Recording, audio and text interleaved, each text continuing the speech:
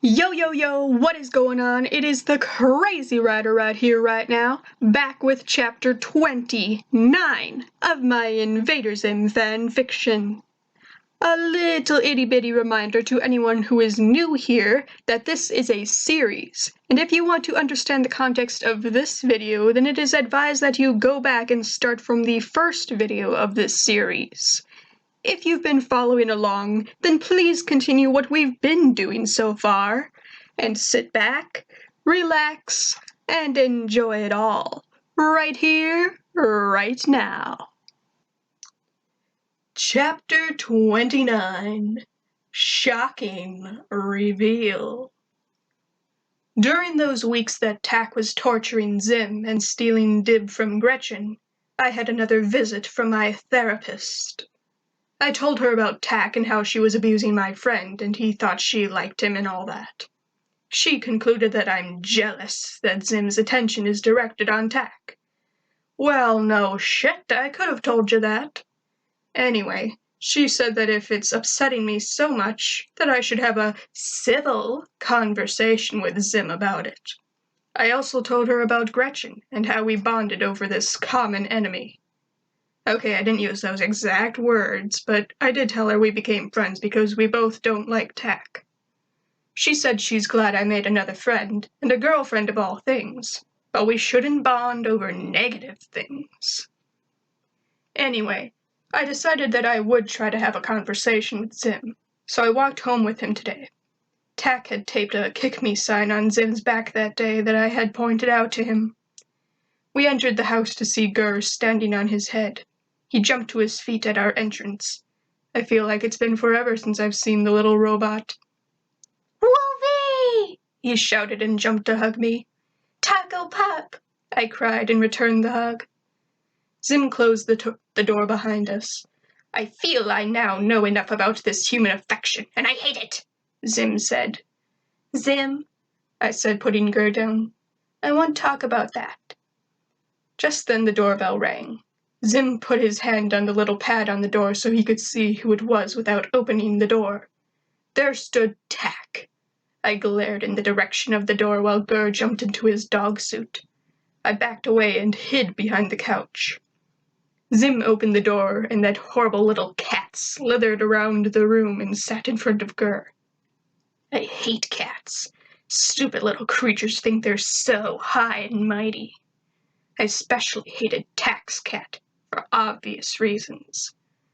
The cat rejoined its owner by the door. From my position I could only see Gur, but not Zim or Tak or the door. "Okay," Zim said. "Tak, I'm glad you stopped by. It gives me a chance to end our hideous relationship and enjoy your shrill cry at having been rejected by Zim." "You have got to be kidding." I heard Tak's horrible accent finally speak. "I assure you I am very serious," Zim responded. "Now cry! Cry like you've never cried before." I was glad to know that Zim was finally trying to end his so-called relationship with Tak, but now I still had to convince him that her abuse wasn't appropriate affection. I heard Tak laughing a high, irritating laugh.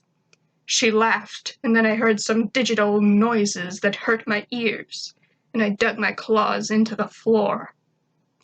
I still couldn't see Tak or Zim, but I could hear Zim gasp. "What? You're Erkin," he said in disbelief. "What is this?" I felt my eyes grow wide, and I bit down on my tongue as this continued. "You're a bigger fool than I imagined," Tak said. "Eh?" was Zim's response, as I predicted it would be. I know by now that Zim is incapable of comprehending words of put-down directed at him. He is the almighty Alpha Zim, after all. "You're a bigger fool than I imagined," Tak repeated. "Eh?" Zim also repeated. "You're confused," Tak said.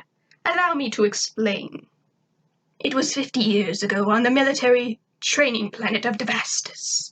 I'd been waiting years to take my final test to become one of the Erkin elite soldiers, and should the need arise, to be one of the invaders." Tak told the story of how Zim blacked out half the planet because of a dysfunctional vending machine. The blackout locked her in the testing facility, which caused her to fail. Whatever the control brains were, they didn't allow Tak to take the test for another 70 years. She was sentenced to clean on a planet of dirt. She then hunted down Zim to this planet and made the weenie man her fake father. Yes, yes, Zim exclaimed at the end of the story. You blame me for your horrible life, blah, blah, big deal. This is about taking your mission, Zim, Tak told him, not revenge. You're after revenge? Zim asked. No, Tak shouted with annoyance. It's not about revenge. It's about taking what is rightfully mine. I should have been an invader. I should have been part of the Great Assigning. I shouldn't have to be stealing this planet from you. You're after my robot bee, Zim cried. No, Tak cried, still irritated with Zim's failure to understand. Listen to me. Listen carefully. I'm a better invader than you could ever be. I blend in perfectly. The plan I have in store for this nasty rock will so impress the tallest that they'll have no choice but to make me an invader. I couldn't take it anymore. Prey hides, but a wolf and an urchin faces their enemies. I finally jumped out from behind the couch and placed myself on all fours between Tak and Zim. I growled up at her, finally seeing her urchin form. I had never seen another urchin besides Zim and his tall alphas. Tak looked different in many aspects, but similar in others to Zim. She had the same green head, and she wore a pack and gloves, but her eyes were purple and more narrow than Zim's. Her antennas were longer and curled more at the ends. Her uniform was long and purple instead of Zim's red one. I growled at the urchin that dare lead Zim on for almost a month and abuse him with so little mercy. This urchin that come here and thinks she can steal Zim's mission? Tak looked down at me with boredom. Oh, she stated, I see you've got your little pet to fight for you. Well, two can play at that game. Mimi, show this mutt how to be defeated by your superior fighting skills. Mimi tackled me, and we began fighting. There was only one other time in my life where I tried to fight something that couldn't feel pain. I hated it. I hate when I have to fight something that can't feel pain. Mimi had all the weaponry that Gur had, but I didn't know about. Gur wasn't a fighter. He was an eater and a hugger. Play fighting with other wolves was nothing like fighting a robot like Mimi. She tackled me, but I threw her off me quickly. Before I could get back on my feet, she tried to come at me again, but I kicked her away. Zim, Tak, and Gur all watched the brawl. I got back on my feet and jumped on Mimi. I brought my fist down on her, but her metal skull was too strong for me. While Mimi was unaffected by my powerful punch, the collision with her metal put my paw in severe pain. I yelled and recoiled from the robot. Mimi drew her hand back and it collided with my face. I fell back to the ground, seeing stars which turned into my mother's beautiful wolf face. I shook my head to bring myself back to reality. I saw Mimi standing over me with her hand now a strange weapon that I couldn't quite identify. I reached out my good paw and grabbed Mimi by her neck.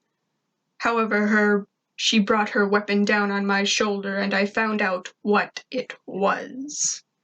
This was some Urkin Sur unit equivalent to a taser. The electric current coursed through me and I screamed. Mimi finally pulled away and I was left weak and unable to move. I heard Zim's voice cry, "No!" I panted heavily and saw the taser on Mimi's hand exchange for what looked like a small flamethrower. "That's enough, Mimi," Tak told Mimi, who finally stepped away from me.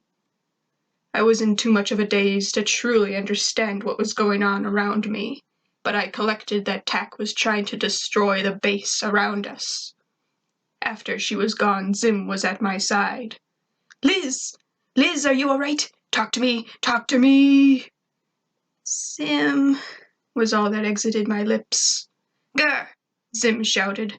Liz requires first aid. Do what it takes to help her. For once, Grr actually obeyed and did his job correctly. I was back on my feet in a few minutes, even though my paw was still sore from punching Mimi. Oh, Liz! Zim hugged me tightly when I was back to normal. I'm so glad you're okay. I don't know what I'd do if I lost you. I'm sorry I've been ignoring you for tack all this time. I'm so sorry. I had never known Zim to give a deliberate hug or apology like this. Usually when he's in the wrong, he blames someone else, but this time, he was being genuine. I wrapped my arms around him and held him tight.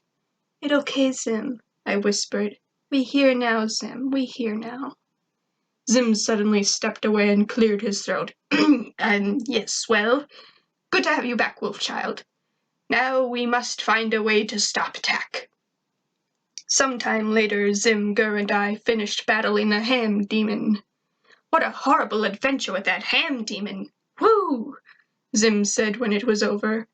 But we've made no progress in figuring out what Tack's plan is. The base is still repairing itself, and the only other person with the facilities to... No, I won't even consider it. Zim, I put my paw on his arm. We must go to Dib. It only way. Never, Zim shouted.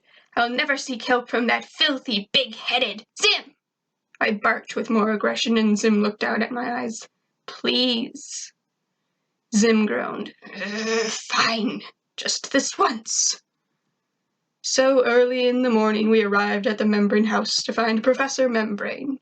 Membrane, of course, knows me about as well as he knows his own children, but Zim was a relatively new face at his household. Ah, Liz, Membrane exclaimed upon opening the door. Haven't seen you around here in a while? And you must be the little foreign boy my son is always talking about. Come on in. Zim and Membrane sat and talked at the table while drinking coffee. Even I sat up at the table next to Zim today. It was rare for me to sit at the table at the Membrane house, because I prefer the floor. But today it was a bit too important to be sniffing people's feet. At last, as Dib entered the kitchen, rubbing his eyes. Zim! Dib shouted at seeing us. Good morning, son, Membrane greeted. Your little friends are here to see you. Dad! Dib jumped and started pointing at Zim. That's the alien! The alien! Of course he is, Membrane chuckled and headed for the door. You kids have fun. What's going on, Zim? Dib stood on the table.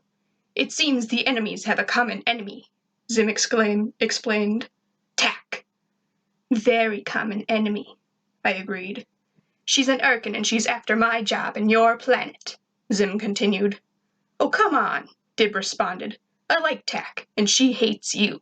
Plus, she actually is interested in what I have to say, unlike some wolf people. I never said I'm not interested what you say, Dib, I defended. Please, Dib said. You two are just jealous. Zim jumped on the table as well. This has nothing to do with Jelly. We've been trying to figure out her plan, but it's been difficult. She's good. Not good like me, but still good. Of course not good like Zim, I told Zim. This is just stupid, Dib said to himself. 48 hours of trailing Tack, and all we could come up with are these photos we wrestled off that ham demon. Zim held out the photos to Dib. They're of a giant evil weenie stand her father has constructed. I hate those horrible weenies, I growled the same way Zim growls about the angry monkey show Gur likes to watch. Dib took the photos. Giant weenie stand is weird, but it doesn't say anything about Tack.